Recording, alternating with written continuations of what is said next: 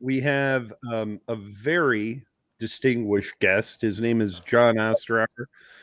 I'm sure everybody here knows who he is. And he's not just an av geek, he is one of the great journalists of our hobby. And he has worked for CNN, he's worked for Wall Street Journal, and he has an amazing site called the Air Current, which out of all the paywall sites, this is the one you need to be paying for because um, he frequently is the first person to report on stuff. He has got a lot of people out there that give him a lot of news before it's news. And so we're really thrilled to have him here. So um, there is one thing I would like Jon to talk about is our particular meet story. And I would like to kind of start things off with that. So I'm going to give it over to Jon. Well, Tom, JP, Brian, Jeff, thank you so much for having me on. This is awesome. You guys are doing the Lord's work for carrying aviation geekery forward into the digital world, and I deeply appreciate all you guys do and your passion for this. And so, look, I've known Tom for forever. Let's just call it forever. But there was a particular time when I did not know Tom, and that was actually on my first visit out to Seattle. This was July of 2007. And for those of you familiar with the sort of the seminal moments of aviation geekdom, July weekend in 2007 was 7807, the rollout of the 77 Dreamliner here in Washington State. It was actually my first visit to Washington. I was living in Boston at the time.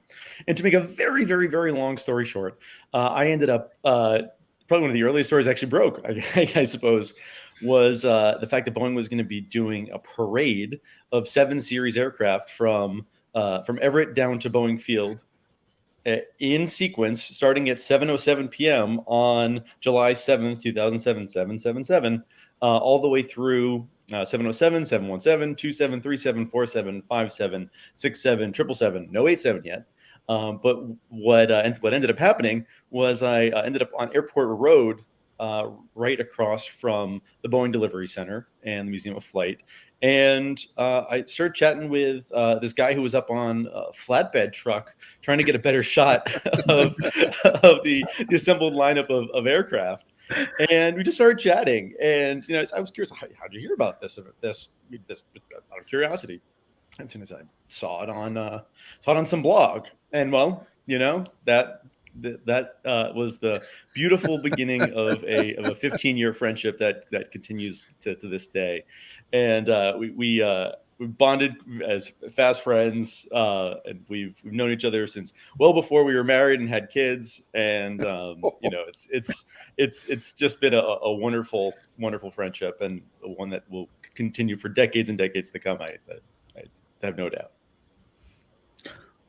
Well, what I'd like to do here, Jon, before we kind of talk shop here, is one of the things that we like to do with our guests. We like to know a little about their aviation DNA. Now, I myself had followed your work from the days that you were an independent blogger called Flightblogger. You had that little banner with the 787 nose and the A380 nose on top of your webpage, long before you were hired to actually be a professional av geek. So I wonder if you could tell us a little bit about kind of your background and what is in your aviation DNA that brought you to where you are today. It's funny. I've always loved it. I cannot remember a single moment in my life when I didn't have this sort of obsession to be in the air and understand things and the way they flew and everything related to aviation and flying. And I remember flying as a little guy and with my family.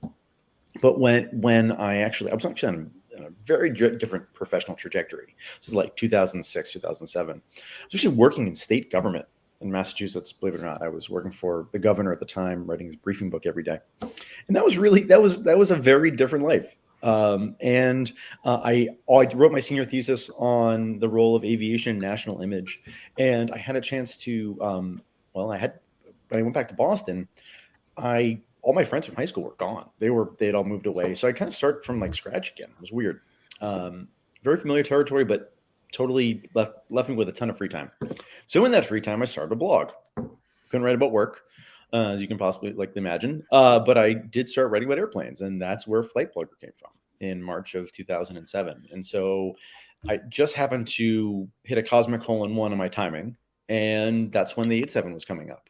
And so there really wasn't a good place to find out information about what was going on. This is like when blogs and social media were brand new. Twitter had just been launched the year before. So it was really an opportunity to create the kind of aviation site and information that I wanted to read. So I went in search of it. And again, to make a very, very long story very short, I stumbled my way into covering the trials and tribulations of the development of the 87 back in 2007, 8, 9. And I joined Flight Global in November of 2007. So it was a pretty quick transition where life just kind of put me on a skateboard and pushed me down a hill.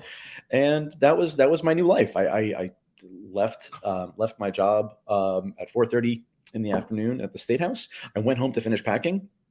I went to Logan Airport to get on a British Airways 777 to London on my way to Dubai for the Dubai Air Show. My first day of work at Flight Global. I mean, it was like, what is going on here? This is crazy. And like, talk about being thrown in the deep end. I did one journalism class in college, which I've milked for all it's worth.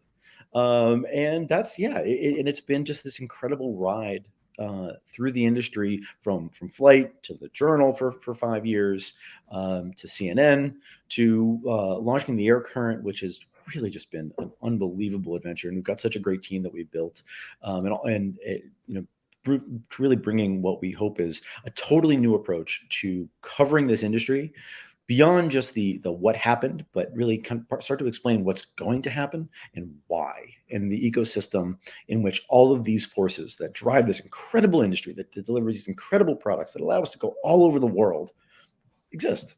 And so it's been a tremendous journey. And, look, I am, the last 15 years have been, it's been 15 years. That's kind of astonishing in its own right. But I'm probably even more excited about what the next 15 holds, given the unpredictability or sometimes actually predictability to some extent of this industry and sort of the chaos that comes along with that. But there's never a shortage of things to talk about, never a shortage of things to speculate about and analyze and think about, And again, it lies at the intersection of a lot of my passions, travel, politics, technology, flight, right? So, it's just great. It's been certainly great to watch it as a reader of your blogs. And then for me, like we actually met for the first time in 2016, and then met up again in 2019, actually at Tom's house. So it's always certainly been a pleasure to the messages we've shared back and forth, and even just how your career and all of this it's just been a joy for me to watch from the peanut gallery. Well, I've learned a lot from the peanut gallery, if that's what we're calling it. I mean, how like just to read the captions on your photos is to dive into the granular ethos of this industry, right? It's like, okay, so why is the clamshell thrust reverser at this angle and not that angle, and why it was changed in 1982 for this reason because of that, and here and all the so I credit you hugely with helping me learn about all the history of this, and so it's no peanut gallery at all. It's mutual admiration. Seriously, contributed to the discussion here. I certainly appreciate that, John. But we obviously want to make this the focus to be on you. So, let's. I want to talk about Harris's beard. We talk about Harris's beard. What's that? Talk about Harris's beard. Yeah, I think you had the beard back then. I saw those pictures from 2016 when we first met, and it was clear that me with you and then Tom, that I was woefully deficient in the facial hair arena, but I will blame that on my Asian genes. We are just not a hairy people. So I want to kind of dive right into kind of our first issue here, John, and I think it's kind of made the aviation news today. And that's that obviously that Rolls-Royce has kind of pulled out in the engine development for the Boom Overture.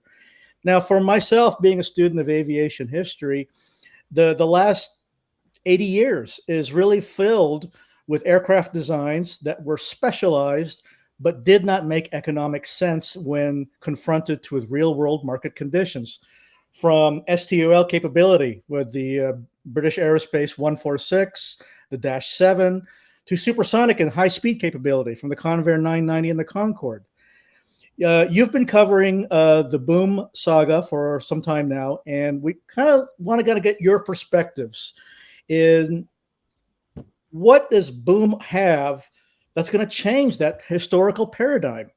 Specialized aircraft, when you look at the history of commercial aircraft development, simply don't make economic sense, whether it's because of their specialized capabilities. Is boom going to be able to break that paradigm in the 21st century?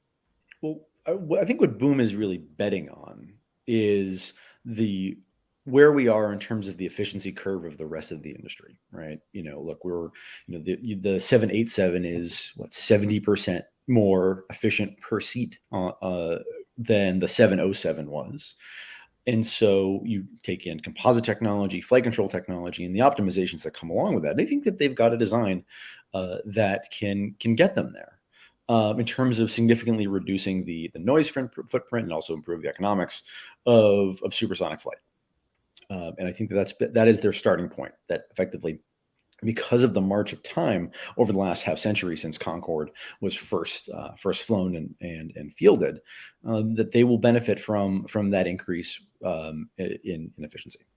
Okay, I think that's a sound thesis. Okay, to a point. And look, I've had this conversation with Blake Scholl at Boom many times. That look, there is natural skepticism that comes along with that. Having seen conventional aircraft programs, come to life from scratch, from existing entrants, there are common themes that you can see with those who have struggled and those who have succeeded. Existing in the first place it gets you about probably 50 to 60% of the way there, which is why Boeing and Airbus as incumbents have the strength that they have. It takes an incredible amount of, I talked about the ecosystem earlier. It takes an incredible amount of consent of the ecosystem to be welcomed in. You cannot force your way in alone. And I think one of the things that the Rolls-Royce news illustrates, and that really started when in a conversation that I had with the outgoing CEO of Rolls-Royce, Warren East, back at Farnborough, and he effectively said that the company was reluctant to commit its own resources to developing a supersonic engine for Boom based on the business model that they envisioned that it would be. So that sort of laid the seed for the official decision that we saw yesterday. With that being said, all of this hinges on the engine, right? I mean, look, the Wright brothers would not have gotten off the ground if it wasn't for their engine. You can have as many wind tunnels as you want and kites on Kitty Hawk, but without an engine, you don't go anywhere. And propulsion has always been the most important pacing item for the entire rest of the industry, for any technological development, certainly in the realm of flying. So solving that problem, again, you need an existing engine maker to sign on, whether it's being paid for by Boom or by the engine maker. That development has to get underway. So the Boom will not be able to cross that threshold into reality until the industry, and most notably an engine maker, consents to their creation. It's kind of a harsh way to look at it, but it is the way it's going to be in terms of the barriers to entry. You've got to stand on someone's shoulders here if you're going to make it in. The design is actually kind of, Tom, you're working on your supersonic book right now, and if those renderings don't remind you of sort of a cross between the 2707 and the Lockheed design, I mean, there's a lot in there. It's kind of familiar. Well, it's interesting that you mentioned that because in a lot of discussions about the viability of supersonic flight in the 21st century, We think about sonic boom, we think about fuel efficiency, we think about market share, passenger loads, things like that. But those are all really kind of academic points until you have an engine. That's true. I mean, no, 100%. And look, it's not just a question of the amount of thrust you can generate, right? That's one piece of it. Can you push it fast enough to get off the ground? There's the noise piece, and there is the fuel consumption piece, which will affect your mission parameters and how far you can actually go. With Rolls, they were looking at anything from a Trent 1000 all the way to possible Advanced 3 core, and it never really, and obviously didn't materialize. So now we're left with Boom saying, okay, there is another engine manufacturer that they're talking to. They have not said who it is. The list is pretty short in terms of the possibilities, and we will see what materializes and whether or not you can even characterize from some of my reporting understanding kind of where they're at, whether or not what these discussions are just sort of like an early set of interactions, because I think they were really working quite closely with Rolls-Royce on this. And just in the end that it didn't come together as far as the business model goes. But look, Rolls-Royce has had its own issues with a complete collapse. I mean, just a really fast aside, the Rolls-Royce business model is based on flight hours, because effectively what an airline is paying for on an A350, for example, or 787 is a power by the hour model, which relies on you flying a lot. Well, guess what happens when COVID hits? All the international aircraft get sidelined and flight hours disappear. So that put them in a really, really rough position. And so they've got a lot of that to figure out in terms of their own workforce and their own technology schedule. They were working on the UltraFan, which effectively is a geared Trent. That's a massive oversimplification. There's a lot of really cool and advanced technologies that they're bringing forward with that design, but effectively they're shelving it. They're going to be taking the individual elements and putting them into the Trent 1000 and the Trent XWB for the 350 and the 87, and waiting till there's really a re-engineering program on the 87 and 350 middle of next decade to do that. So they're really focusing their attention on business jet engines and on commercial aircraft engines. So not on supersonic. So that is as they say, at the end of that. Look, Boom has. Look, if Boom is going to make the schedule that they've said, they need to have an engine to test right now or very, very shortly. They've given themselves a lot of leeway on the back end, which I think they're hoping to not use up all of that. But again, you need an engine. It's table stakes, right? You're just building a glider at that point. And this, like I said, the industry has been built on the partnership and the integration between airframe and propulsion system, and they've got to get that right first before they can do anything. Well, everything else is just PR. Interesting. So I believe that Jeff has a question for you here. Go ahead, Jeff. Yeah, John, question for you. So we know that Boom's now, since Rolls-Royce is not happening, they're starting to push into their slop, and about 6.5 years is kind of the timeline of what they have to work with. What else is out there? And the main players that we previously heard was always Rolls-Royce. So are there other people that they can kind of pony up to try to get an engine? Because as you said, without an engine, it's effectively a glider. Yeah, I mean, look, there are military engines. How comfortable anyone is from a U.S. government perspective, having a military engine going into a commercial aircraft or an adapted form of that is going to be potentially challenging. I think ultimately what we're looking at is an adaptation of an existing engine. I don't think it's going to be a clean sheet engine. And sort of that's been Boom's ethos, about $1.5 billion worth of R&D funding that's going to have to go into that. And by the way, someone has to raise that. And it's seemingly fairly unlikely that it's going to be the engine maker who's going to put up their own funds for it. So Boom, which has raised $600 million, is going to have to, it's usually a pay-as-you-go model, right? But within that, you got to get the cash. Yeah, right. Brian, you have a question? Go ahead. Brian, go ahead. Oh, so before we move on, I wanted to ask John. regarding the orders that have been placed by American and United and Japan Airlines and stuff. What's your take on it at this point? Do you think it was more of a PR stunt to place an order, or do you actually think they legitimately believe that they would actually take delivery of these aircraft, even within a few years of Boom's scheduled launch? So there's a few different ways to answer that. The most direct way is that when Boeing and Airbus get an order with American and United, it requires an SEC filing because it's a large material event. It is, it has to meet a certain threshold for their kind of financial operations, making a major as publicly traded companies.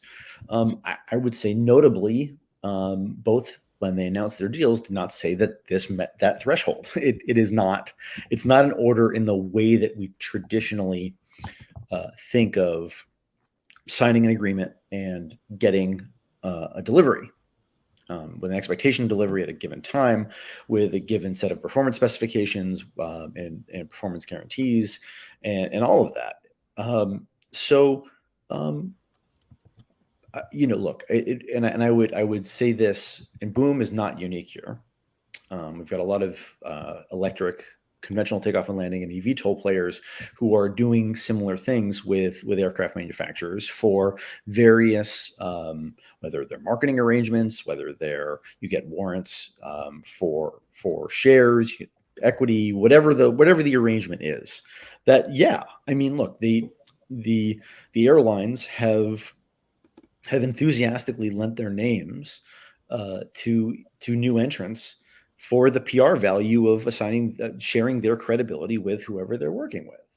I think, in terms of how American and United see it, I mean, it is perceived, at least in terms of those airlines, that this is a low risk commitment. Again, because of the amount of money that's been put forth, because of where the responsibility lies, all the conditional nature of the orders, which rely heavily, or I'd say entirely, on their ability to get an engine, to launch a program fully and start doing purchase agreements that will obligate the airlines, and then ultimately certification. Right? There's a long way to go to get here. Again, coming back to the original point, which the barriers to entry are huge. It's not to say it can't be done. I don't want to sit here, throwing stones at the effort, because I think it's really important that people are dreaming big in this business and pushing the rest of us to evaluate the long-held assumptions that we've had about how this business is or should or whatever is operating. So I think it's an important exercise. All that being said, I think it's truly essential that there is an acknowledgement among both amongst the journalism community who are covering the industry and amongst the industry itself about what the long shot and what the obstacles are to getting there. And I really hope ultimately that the ecosystem, and I say an ecosystem, and I'm saying ecosystem in terms of engine makers, suppliers, those who would be there to help Boom along the way, whether with engines or structure or systems or whatever, don't treat a new entrant as a piggy bank that, effectively, and that, by the way, that's happened before. We do not have new entrants in this business because suppliers have their own financial incentives to bleed new entrants and in what they don't know in their inexperience, to offset the cost benefits that they're giving to Boeing and Airbus at the super high rates. So it's not a question solely of if Boom can do it. It's a question if Boom can do it, if they can get an engine maker to come along with them in a strategic arrangement where the suppliers are all aligned and not treating it as a spigot as an ATM machine. Again, those are real risks to Boom. It's important to say those out loud, so we in terms of how this proceeds, so it doesn't surprise us when these crop up. Again, not insurmountable, but it takes a lot of time and patience to really get through in the right part. We had a quick question here from one of the audience members who was just asking about supersonic being more fuel efficient. Obviously, we know that basic aerodynamics, that there is a considerable increase in thrust in the fuel consumption just to get past Mach 1. Yeah. So that's one of the reasons why we do see things like supercruise in military fighters. So we'd like to move things kind of right along here, John. And certainly we know we could all talk about supersonic flight for a whole 2 hours. We really want to get kind of into like airline consolidation. We've all been following the saga between JetBlue, Spirit, and Frontier, and the battle of who the best partner was, and shareholder battles, and I'll pay you this, no, we'll pay you that. Well, we know that that's a done deal. JetBlue and Spirit are merging. But what we're really kind of thinking about is not so much what does that merger mean, but what we're thinking about is, are there regulatory hurdles in this country for further consolidation in the market, given that we only have a few large players, we have a few small players, but is there room for further consolidation in the market from what you have seen and what you have covered in the last several months in light of the JetBlue and Spirit merger? Yeah, I think the one thing that we're really going to test here. I think there's two ways to answer that, or two very connected pieces to that, I should say.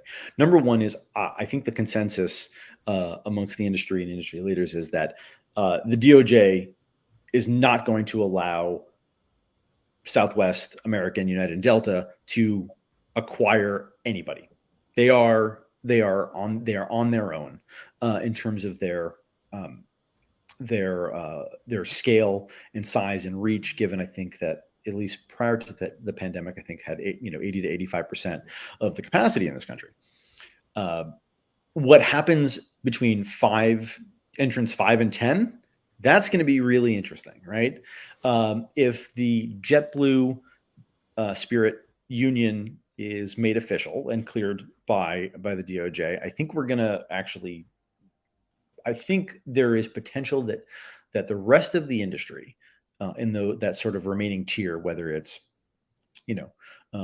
Allegiant, Frontier, Alaska, Hawaiian, that they look at this and say, hey, okay, there's something here in terms of how we can potentially, play with the big guys. It's funny. I remember Brad Tilden at Alaska saying they went from like the number 11 to the number 5 biggest airline without actually passing anybody. It was just entirely mergers ahead of them that got them to where they wanted to be. I think that certainly the DOJ has little appetite to let the big guys get any bigger. Okay. And they are not happy with them right now, given their performance over the summer. And so the likelihood that they're going to be allowed to swallow anyone is next to nil. But I think that as we watch JetBlue and Spirit do their thing, I'm really curious to see what JetBlue becomes and also how they roll out the JetBlue product to fundamentally different customers. I mean, look, I wrote earlier in the summer that JetBlue, that you need only look toward sort of the growth of retail brands in America to tell you which type of company Americans want right now. Mm-hmm. And given, I think I compared, I looked at the growth trajectory of the Dollar Tree stores, and Target, and Target, a very kind of upper middle class brand in the US, was growing, but very, very marginally compared to Dollar Tree, which was like tripling in size or something in the next like 36 months, something insane like that. Because guess what? Like JetBlue is Target and Dollar Tree is okay, exactly. Well, Tom, you got a question for John? Tom, I think you might be on mute, my man. Yeah.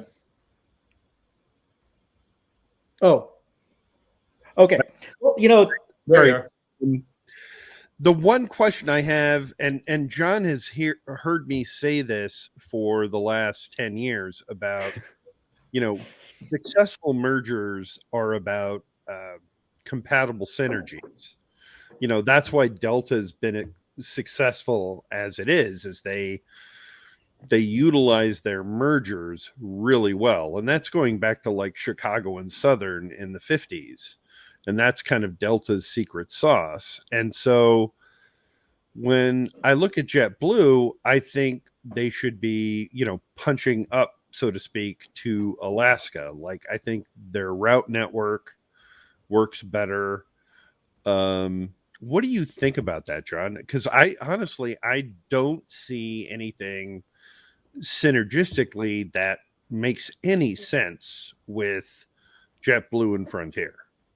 Well, okay, so JetBlue versus Alaska, or at least in terms of they're two totally different geographies, so there's very little overlap between the two.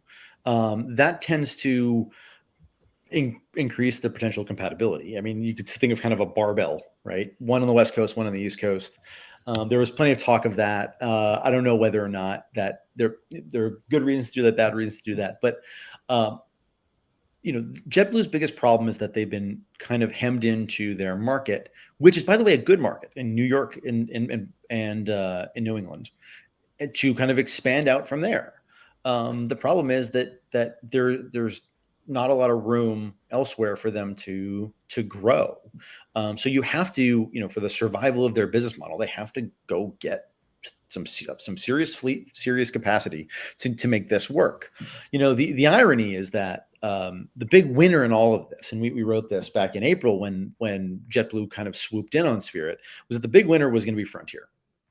Because if Frontier's number one competitor gets bought up and absorbed by a much higher cost operation and a fundamentally different business model, then Frontier had a game board to effectively all to itself with an ULCC arrangement. They have to grow considerably to take advantage of that, but that there is a really good playing field on which to do that. And John, not to mention that they're going to be bogged down for the next 2 to 3 years just in mergers. Oh yeah, I mean, look, mergers are what it was was it 80% of mergers give the other 20% a bad name. It's like it's whatever the saying is. I mean, they're awful. I mean, they're bad for culture. They're bad for labor relations. They're bad for operations. It's a freaking mess. And so as they get into it, it's going to be tough. And again, that assumes that you've cleared the regulatory hurdles by just getting the DOJ to say yes. Well, it's fascinating that you say that about being hemmed in the Northeast, because the historical record does show that to be the case. Northeast Airlines had to pair up with Delta in 1972 because they were hemmed in the Northeast by both American and Eastern Airlines. And there really was no growth opportunities for Northeast being based in Boston. Well, I know that we had kind of an order of topics that we wanted to go to, but when you mentioned the Big Four and their abysmal performance this past summer, I want to skip ahead and then we'll circle back to what we were going to talk about. But I want to kind of talk a little bit about the summer of travel nightmares. I wish I had a good sound for this because this is. I know we just need a bad trombone for this. Yeah. My social media feed was filled with friends having flights canceled, delayed flights, loss of connections, international, domestic, missing luggage, things like that. And obviously, we've seen big picture type issues with staffing, pandemic related, people calling out sick and things like that.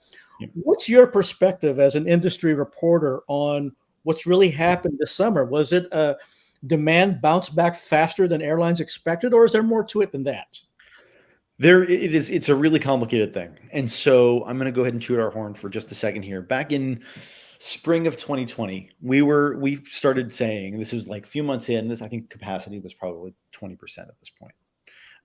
We started saying that, look, the industry will not be able to achieve, and this is, by the way, very intuitive when you say it out loud, like, well, that makes sense.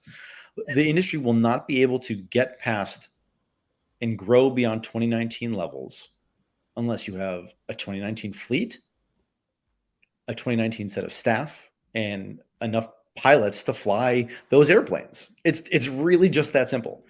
And so you run into a situation where things fall apart when you try to cram too much into the suitcase, right? You're going to pop the zipper. And so that's exactly what we had this summer. So look, there's a lot of reasons for that. I mean, there are folks who have sort of said, well, they laid off too many people. Well, here's the thing that people kind of forget is that they didn't lay off anybody for the most part.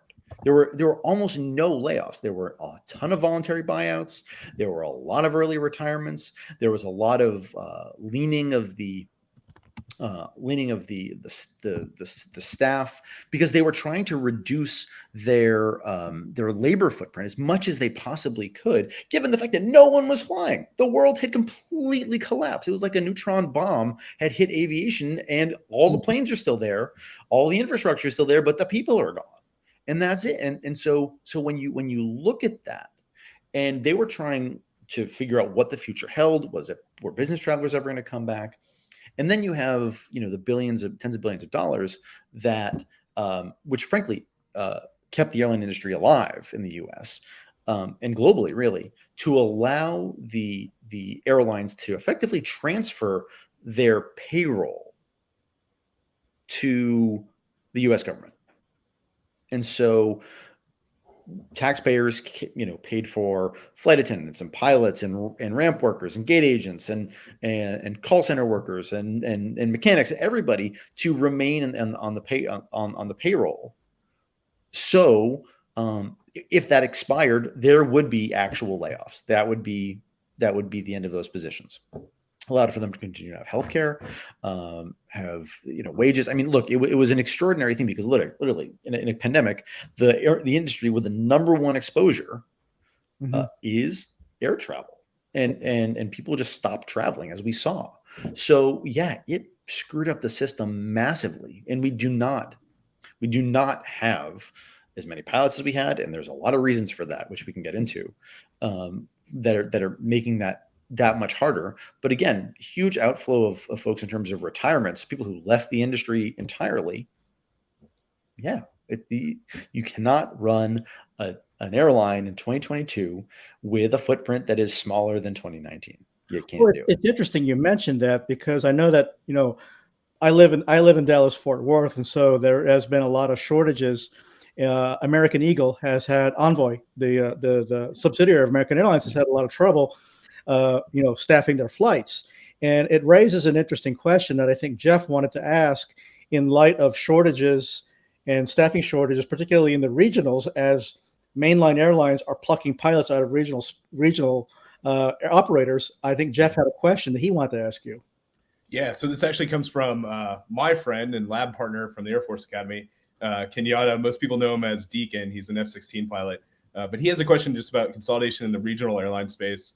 And just about the regional airline model in general. And I think, particularly because regionals have been so affected by this, and also you've seen the greatest pay raise just over the past couple of weeks. Like, who would ever thought that people want to move to Mesa because they're going to pay the highest? Like there's some crazy consolidation that feels like it's not coming around the horizon, and love to get your informed perspective there. Yeah, it's my colleague Courtney Miller, who is a former Comair pilot himself. So he's lived in the regional aircraft industry, regional aviation industry. He sold regional jets, and has studied the pilot shortage extensively, probably more than anybody, to be quite honest. And in terms of, I think what we're seeing, and all the conversations I've had with him, and his take on this is that effectively, as Envoy and the wholly owned subsidiaries are significantly increasing the pay scales for first officers and captains, what it's doing is it's closing the gap that the regional airlines had as sort of their backbone of essentially labor arbitrage. It's cheaper to bring that up into the mainline pay scale. effectively just make it more, linear, so that there isn't a step down when you get to regionals. And that's going to have a very, very, very significant effect on the cost structures of the non wholly owned regional airlines. So is there going to be consolidation there, bankruptcies? I don't know, obviously. But certainly by tilting it in this direction, it's going to be, it is not a good time to be running a regional airline, given the pressures that you're under to get pilots who need 1,500 hours to fly in the right seat, and then another 1,000 hours at a minimum to go up to captain. And again, we just talked about all these pilots, the wide body pilots at the big airlines who all retired, so they all go out, and all of a sudden you need a 2019 infrastructure to fly a 2019 schedule. They all get hoovered up from the regionals to get pulled up as everyone in the seniority list gets retrained and moving up in the world. And so again, you had aircraft retirements, you had all different types, different aircraft types coming in and out. So there's a huge training backlog that had to happen along with that. But as that sort of settled down, you now have the effectively, look, I can't recall the exact number, but the number of pilots that are being pulled from the regionals is some insanely high percentage of the regional footprint of pilots itself, just getting sucked up into the mainline airlines. And all of those have to be backfilled. If I recall correctly, Horizon was expecting 40% of its pilots to leave this year. 40%. And you have to figure out what you're going to do with with those vacancies. And we're starting to see sort of, again, Q400s going out. I can see that now. Yeah. I fly Alaska a lot for work, and I noticed that some of the Q400 destinations that I'd normally fly to, their flights are being cut. Yeah, absolutely. Yep. And the Qs are getting retired, I think, by the end of next year. And they're relying on SkyWest. They're relying on moving toward E175s.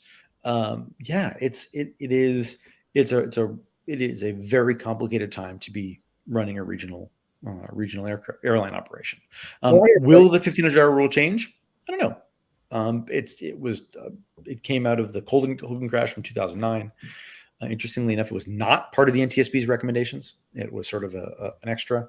But we had a fantastic column by my colleague Elon Head recently about sort of all the nuances of the debate and thinking about it in a different way between a balance of pilot pay and safety and how it all fits together. And there isn't a whole lot of statistical correlation between hours and at the regional level and the safety of the airlines and the number of hours that they have.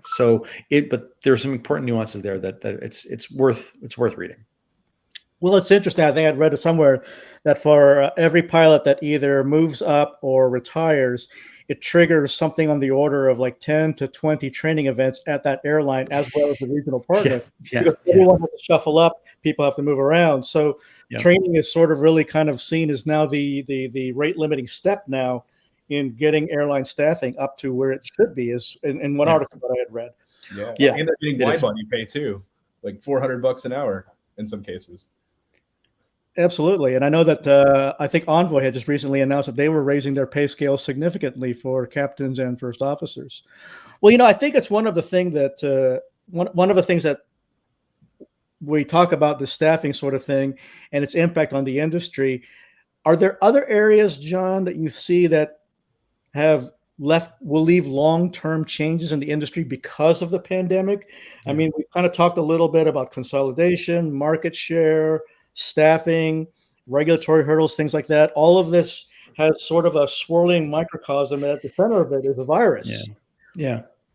What other changes do you see in the airline industry, particularly in the United States, if not overseas, that have come from this pandemic and that are going to be long-lasting? Well, I think one of the things that I'm really curious about for next year is, are business travelers going to come back in a way that is reminiscent of how things were before?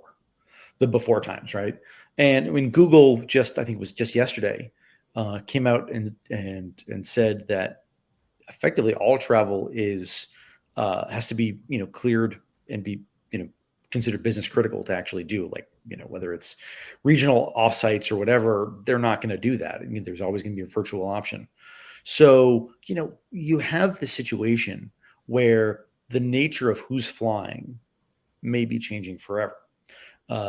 Or at least the economics are baselined from a different perspective, given the cost pressures, given the appetite for businesses to spend, and that really has a profound effect on the way people move, and in the way these businesses are going to be structured.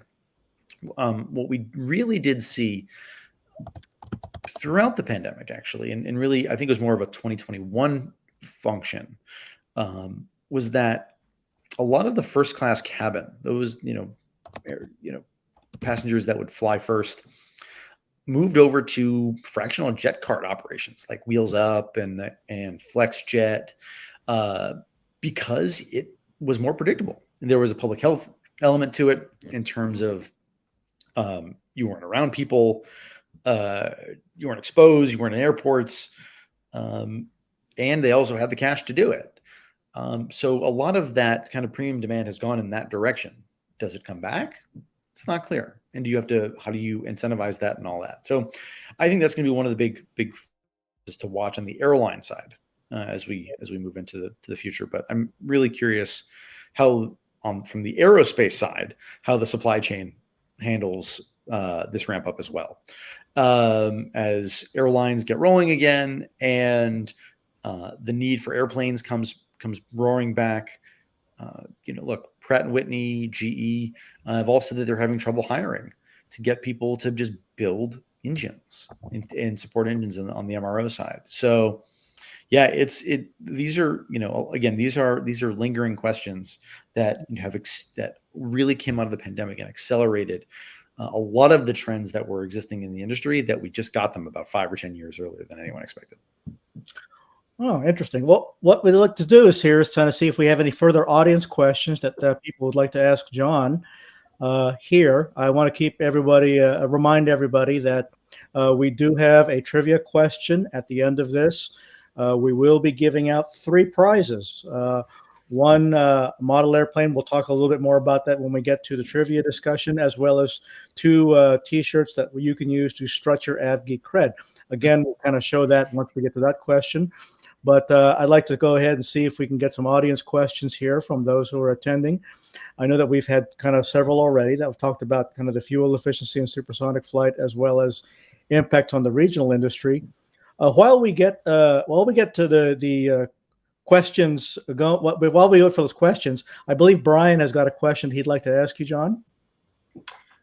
So, Jon, you were talking about first class travel, and I don't know, I'm just going to throw this out there because I'm curious if it's my imagination, but it seems like many carriers seem to be, I don't know if rebranding first class is the correct way, or whether first class is going away for many carriers and the focus is now business, premium economy, and then regular economy. Yeah. So what we saw before the pandemic was the idea of a first class product in a wide body was sort of going away, right? You know, the U.S. airlines. I mean, American is the only U.S. airline that has first class, that they call it first class. Internationally, you've got other airlines that have largely phased it out.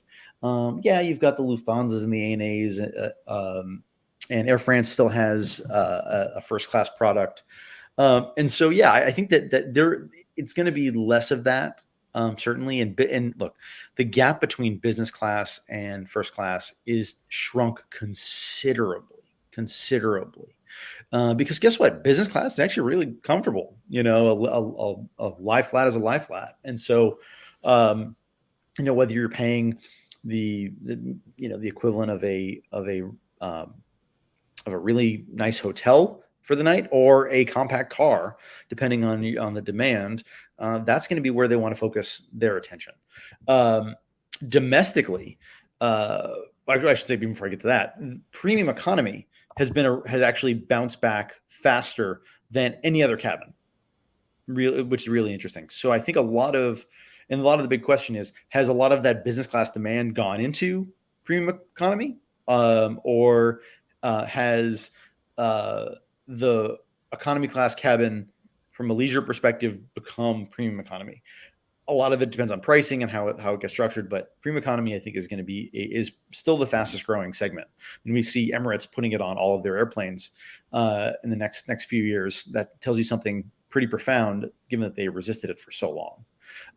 But domestic is a separate question. I think it's just sort of the usual recliner, and in Europe, it's going to be the empty middle seat. Well, thank you, John. Well, what we'd like to do next now is kind of move into our trivia section here. What we have is we'll have 3 trivia questions. Our team is monitoring the question and the answers as they're submitted. So so what we have is 3 prizes. The first one will be a 1/200 scale SMA Western Airlines Boeing 720B. Now, I don't know if Tom has that model on hand that he can make airplane noises in front of the camera, but I would hope that most of you have tuned in, have a pretty good idea of what mighty pretty. I have one on my desk downstairs. Yep. But I have a feeling Brian has just walked off to his display cabinet as he's gotten up. So there we go. There it is. That's it. Yep. Brian is holding an example of a SMA 1/200 scale Western Airlines Boeing 720B. So that'll be the prize for the first question. And so I'll go ahead and I'll ask the first question. This will be for that particular model there. Whoever gets it right, I'm going to ask you to private message or send us your contact and mailing information so we can send that prize out to you. All right. So the first question will be, there were 2 launch customers to the Lockheed L-188 Electra, but one of the 2 airlines was first to order the Electra. Who was it that was first to order Electra, and who was the other launch customer that was second? So we'll go ahead and submit your questions there while we answer that. So again, I'm looking for the first airline. That's a hard one. For the Lockheed L-188 Electra, and then the second airline who was second, but both of those 2 U.S. airlines are considered the launch customer. That's a great question. It's got to be a great trivia question. That's a great model. That's a really great trivia question. And just for legal purposes, that's my model. You're not getting it. Tom will send you another one. So our team is going to be monitoring people submitting their questions there. Let me see here. I'm going to take a look too, so I can take a look here. All right. So we got Nathaniel who said only TWA, but remember there's two airlines that you're looking for here. The first one and then the second one that are both considered launch customers. And TWA did not operate the Lockheed Electra. Let's see here. I don't know if we get some further questions coming in. So Nathaniel, TWA is not one of them. They did not operate the Electra. Obviously, the 2 airlines that we're looking for are U.S. airlines, so that should help kind of narrow things down there. Let's see what we got coming through here. I'll have everyone else kind of keep an eye on the chat here and see what's coming in. Someone's Googling furiously right now. Yep. Oh, knock that off. You either know it or you don't. Yeah. So remember, we are looking for there were 2 launch customers to the Lockheed Electra. We're looking through which of those 2 launch customers was first. And interestingly, there is roughly several months actually did elapse between the orders of these 2 launch customers for the Lockheed Electra. So now, didn't Howard Hughes have a private Electra at some point? Didn't Toolco own one? I don't know. That's a good question, Tom. It wouldn't surprise me given his quirkiness in the aviation space. Yeah, because the story I heard that he flew into Limburg in the middle of the night, and he wanted to test out a Convair 880 that he had ordered, and he'd gotten in and made them like start the engines up, and he flew it around for a while. And I thought it was an Electra that he flew in on. Yeah, I'm not sure. I know that I think that there was an apocryphal story that he actually did fly that Convair 880 barefoot. His rationale was that he could feel it better, the control forces in his bare feet, than if he wore shoes. I totally get that. So, all right. So let's go ahead and get those questions, get those answers in. Where is everyone? I feel like maybe they just got tired and don't want to answer this question. I don't know. It's weird. Maybe they just want to spend $120 on a model and don't really. Yeah, exactly. Come on. Well, you know what? What I'm going to do is I'll go ahead and I'm going to give the answer here because. So I'm going to go ahead and give the answer. Then we'll go on to the second questions. The answer we're looking for is American Airlines. American Airlines actually was the first to issue the specification that did result in the Lockheed Electra. They ordered 25 Electras on 8 June 1955. The second launch customer, and that listed as American as launch customers for the Electra, was Eastern Airlines. Eastern actually ordered more Electras. They ordered 40 Electras on their initial order on 27 September 1955. So American Airlines is first, but it's kind of interesting that what I've seen is that Eastern is oftentimes associated as the launch customer for the Electra, but American was actually first. One of my favorite jet age trivia items is that, do you know what airplane also flew the same month as the Electra? That would have been flew? Guessing the 707. It's the 707. Yeah. 707. 707. It is. You can actually, December of 57. You can mark the inflection point of the entire industry. We're not going cheaper. We're going faster, baby.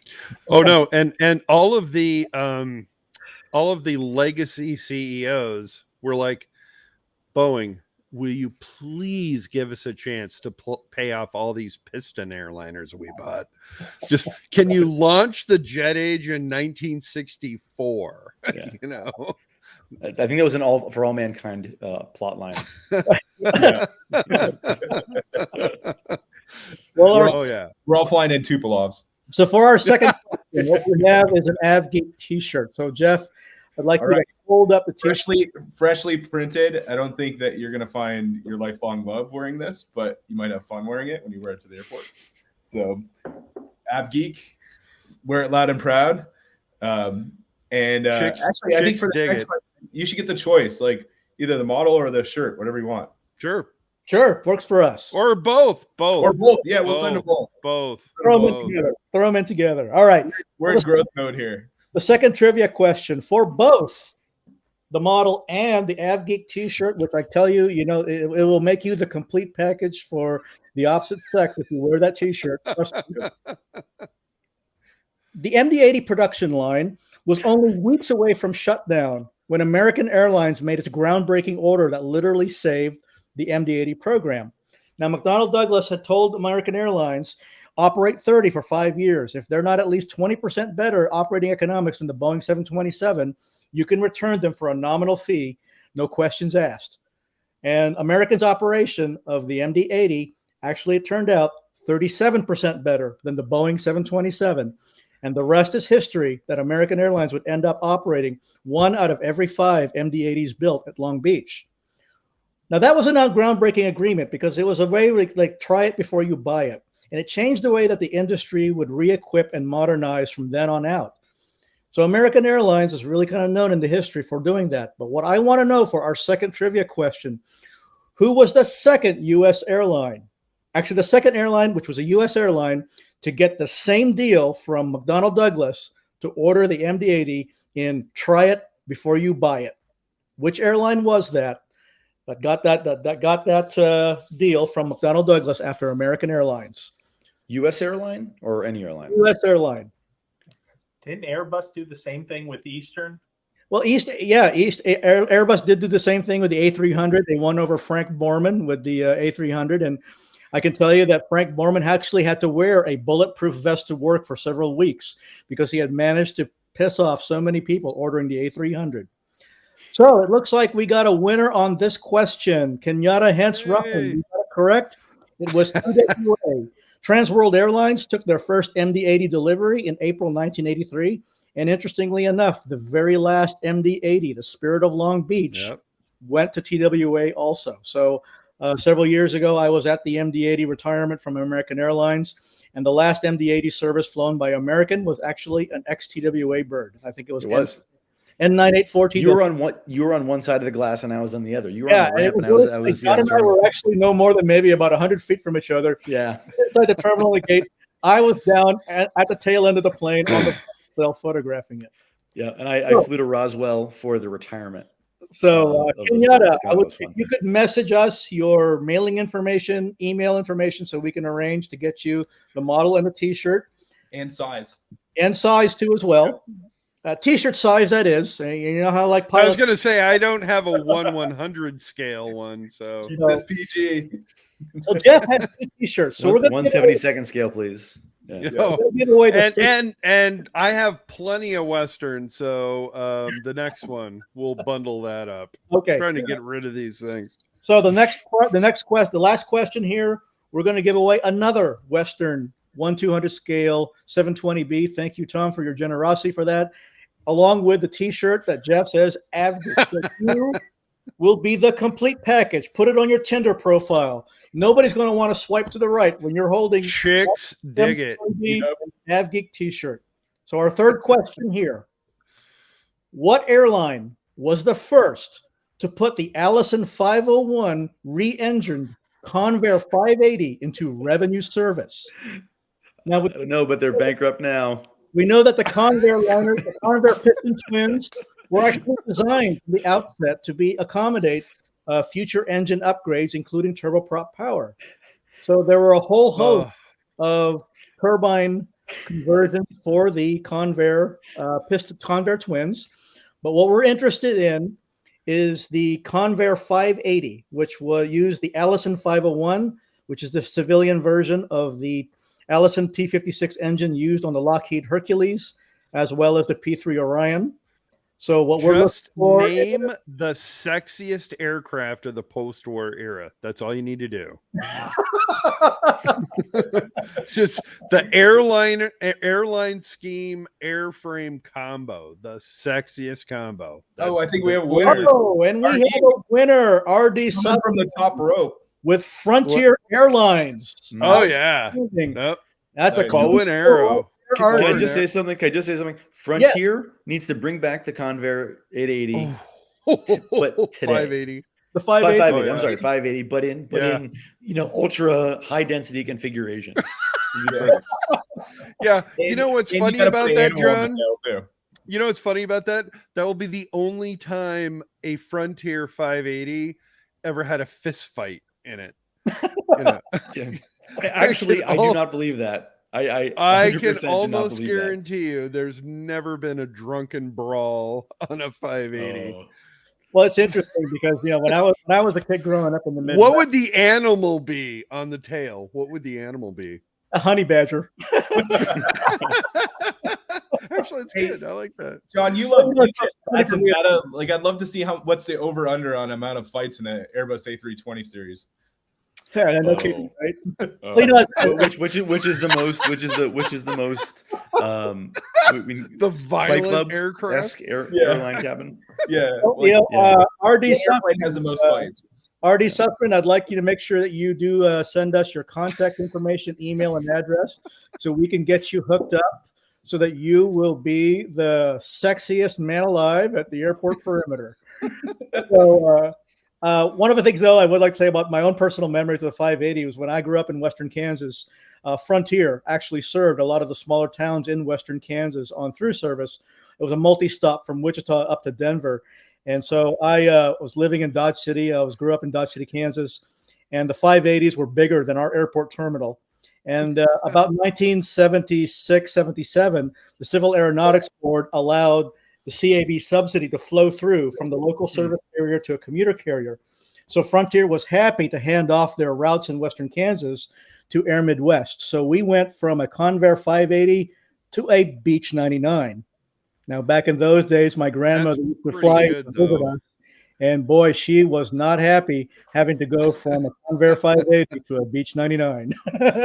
So I actually think I have a picture in one of my albums of me as a little kid with my grandmother, was looking really upset that she has to be on a Beech 99 from Air Midwest. Well, I actually flew on a Convair 580. It was Honeywell's test aircraft. Yeah, we went. This is probably 2008, 2009. Went in search of thunderstorms over the south of Florida, over the Everglades, to show off the new weather radar that they were developing for the 380 at the time. It was coming into Payne Field a lot. Yeah. It's in I think it actually was based there for a long time. Yeah. Well, certainly that we did have a post on our Logitech press feed that Northwest Airlines actually did operate the 580 mainline for several years after their merger with Republic. Yep. They called it their Convair 580 Strike Force. They would use it to open up new markets like Detroit to Charleston, West Virginia, or to augment feed into existing cities like when Milwaukee used to be a Northwest Airlines focus city. So what we'll do is if we have any closing remarks here, Tom, or let's go ahead and have John. If you have any closing remarks you'd like to make before we wind it up here. Nothing aside from thank you. This was super fun, and you guys, I love your guys' enthusiasm and your knowledge and your passion. It's always infectious to be around, and I just appreciate you bringing me in and forgive my cinematographer by J.J. Abrams, Janusz Kaminski over here.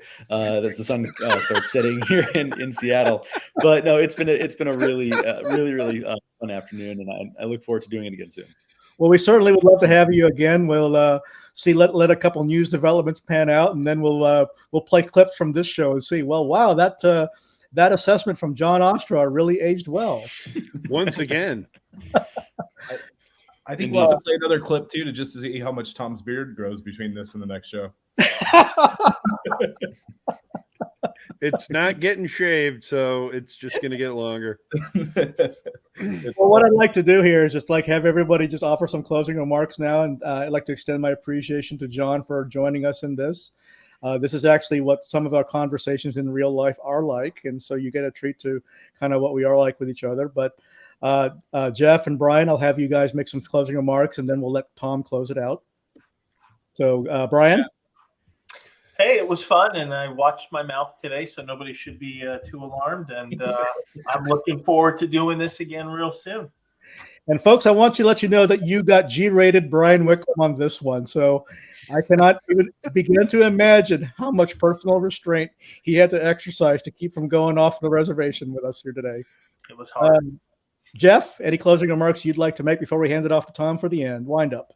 Oh, man. Well, first of all, John, I'm not sure if you're really in Seattle because it's sunny, and so I'm a little skeptical of that. Just having been up there. It's proof that you do not spend enough time in Seattle, because we don't tell the rest of the country that it's like this during the summer. Yeah, no, that's cool. But we're really grateful to have you here. Thanks for sharing your wisdom and your knowledge, and great site. Like, I think everyone has benefited from you, and it's really amazing that you're the guy who breaks most of the news stories, and then every other major media outlet picks up your story and then runs with it. And so that just shows that you're at the tip of the spear of aviation knowledge and geekery. So thanks for spending the past hour with us. Yeah, my pleasure. Thanks, Jeff. I think the thing that I was first really frustrated about knowing John is his journalistic integrity. Like, I want to be petty about something, and he's like, nope, I can't do that. The thing that has made John such a success is his integrity, and Air Current really is a great reflection of who he is as a journalist. Post Fox News, post CNN partisan bullshit, John is he's somebody that reminds you of what it is to be a journalist. And I will get him on the phone and want him to give me the inside scoop or whatever, and he's just got such an amazing moral compass when it comes to this job, and he has held steadfast to that. And I think that's what makes him such a success. And, he keeps me in line frequently. So I appreciate his friendship. And no one keeps Tom Harris in line. Nobody. Oh, no. Nobody. No, But thank you. no, Seriously, no, that's a tremendous thing to hear, and I deeply appreciate it. Seriously, that's that. No, and that's from day one since I've met you. Is that I appreciate it. you clearly want to hold people to a standard, and Boeing wanted to Karen Silkwood your ass so badly, but they actually drew you in because they knew that sometimes he's going to say bad shit about us, but also he might say something good about us. Why does Tom get the curse and I don't? Well, go fuck yourself, Wigglum. Here we go. But it's time to Mark wrap the this time. up. 5:11 p.m. Pacific time, September 8th. We've reached. Anyways, We I made think it over an hour it's and you ruined it. it's very telling that Boeing still engages John. I think that's very telling. That's very kind of you to say, my friend. Thank you. So thanks for look, coming on, man. Absolutely, my pleasure. So again, make sure that the contestant winners, Artie Sussman and Kenyatta, you've forwarded your contact information so we can get you the hookup. This has been our third broadcast of the Airport Lounge. Thanks for joining us on the Airport Lounge. I want to thank everybody for joining us. I want to thank Jeff for partnering us with this. This has been really kind of it's been a surprising twist for us to move beyond things like social media posts and books to do things like this. So please, I would encourage all of you to follow our respective pages, AF Geekery, Logitech Press on Instagram and on Facebook. Keep a watch out. We will be doing more of these broadcasts of the Airport Lounge. We are recording this so that if you did miss it or you have friends who missed it, that you want them to watch it or watch clips of it show them clips from it, by all means, that will be available on our Facebook pages. So with all that, thank you, John. Thank you, Tom. Thank you, Brian. Thank you, Jeff. And good night, everybody. We'll see you again at the Airport Lounge.